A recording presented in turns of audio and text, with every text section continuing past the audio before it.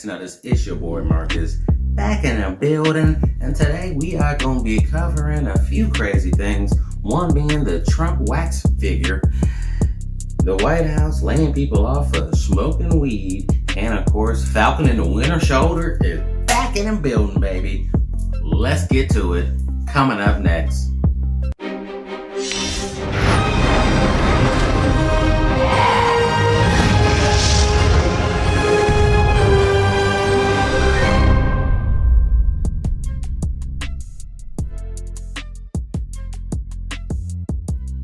All right, next notice.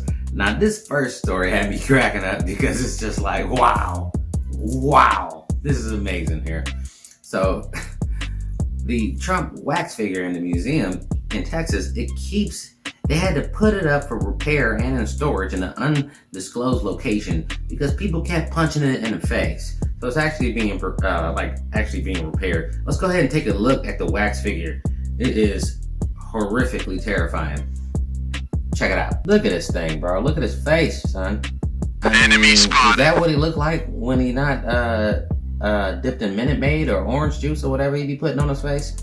This is it's a really creepy looking dude. Like, I know this is supposed to be him, but it looks like somebody wearing a Halloween costume of him.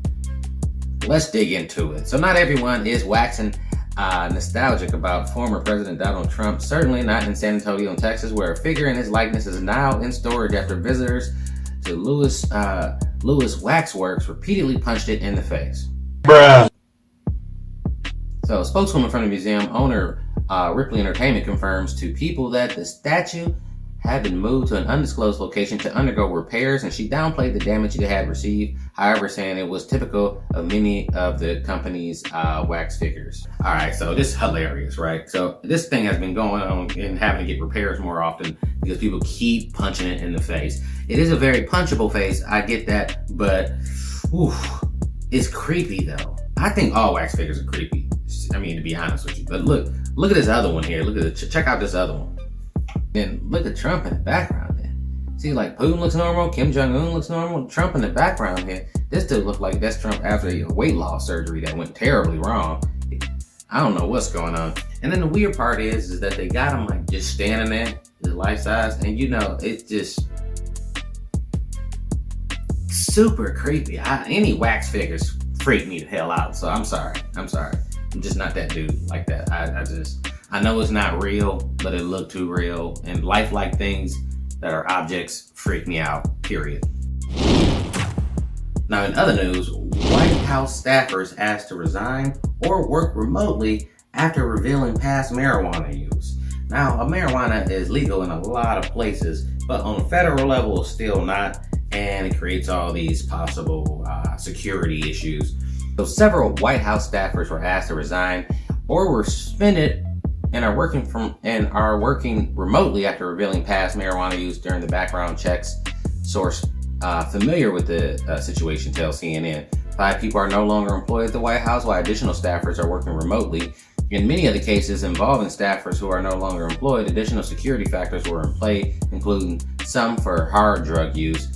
The official said. While marijuana use is legal in many states, it's still illegal on the federal level, which can present a hurdle in the federal security clearance process. And by hurdle, they mean your ass getting laid off.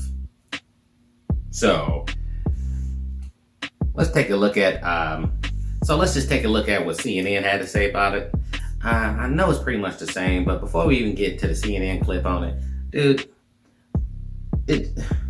there's certain things that you're going to have to edit out of your life if you're trying to do other things. You know what I mean? Like, if you like, oh, I want to be in the government, or I want to work for the White House and be in the White House, you can't be smoking only your weed with the friends, man. It's still illegal, bro. And I know it's legal locally in different states, but like, if you're trying to go that federal route, man, you're going to have to just stop it, bro. Ain't no real good way to do that and be working that kind of position, man. You know what I mean? Like, really pick the lifestyle that fits you.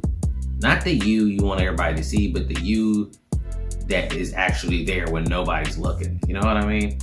A lot of people be like, oh, I'm conservative. Not if you're doing cocaine, you ain't. You know what I mean? Like, I know it sounds good, maybe it feels good to say it, but you're just not if you're smoking weed and doing coke and doing all this other stuff. You're doing a lot of hardcore stuff. That's who you want to be, which is fine. But come on, you know you got to make certain sacrifices, and it's okay for you to be like, I'm not that dude. I shouldn't be working that job, even though I think I'd like it, but I shouldn't be doing that. You know what I mean? Like those dudes, they'd be like, I want to be the pastor of a church, but also I like whores and cocaine. You can't do that, bro. It's one or the other. You gotta be, that's a completely different kind of dude. You know what I'm saying? So no. Is now legal in at least 14 states and the District of Columbia. The Biden White House is weeding out dozens of staffers who have admitted to past pot use, even though some say they were informally told it would be overlooked. CNN's chief White House correspondent, Caitlin Collins, has more on this. So, Caitlin, help us understand this. If a staffer comes from a state where recreational marijuana is legal, what for them?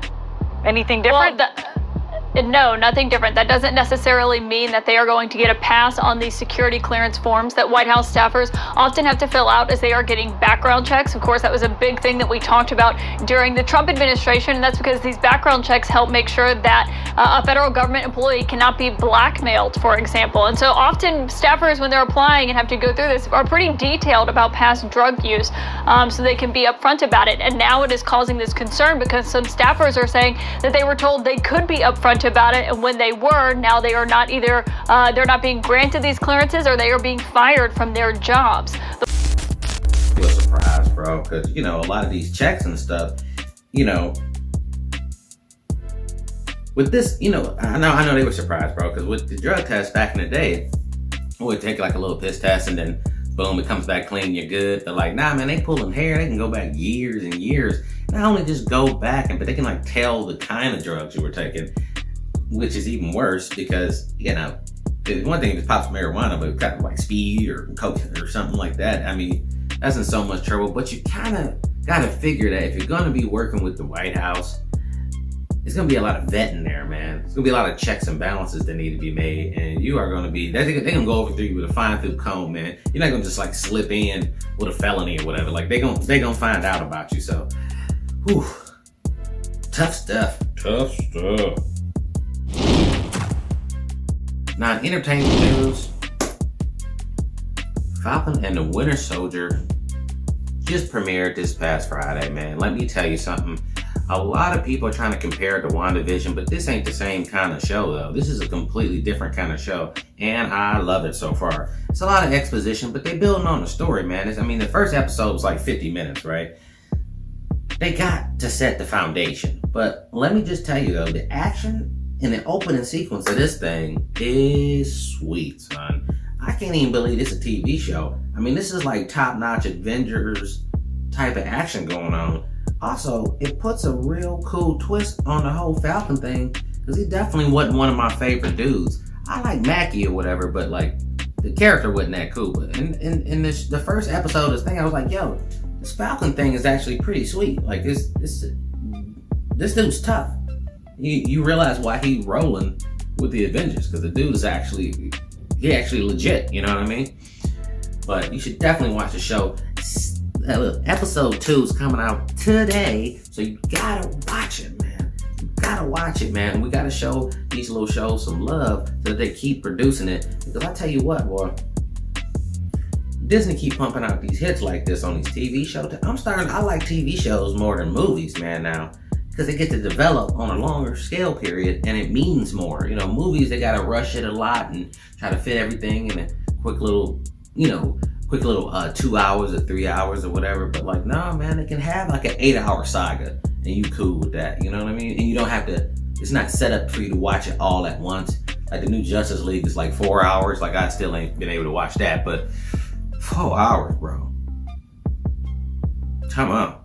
But I don't know what's to fit in 4 hours.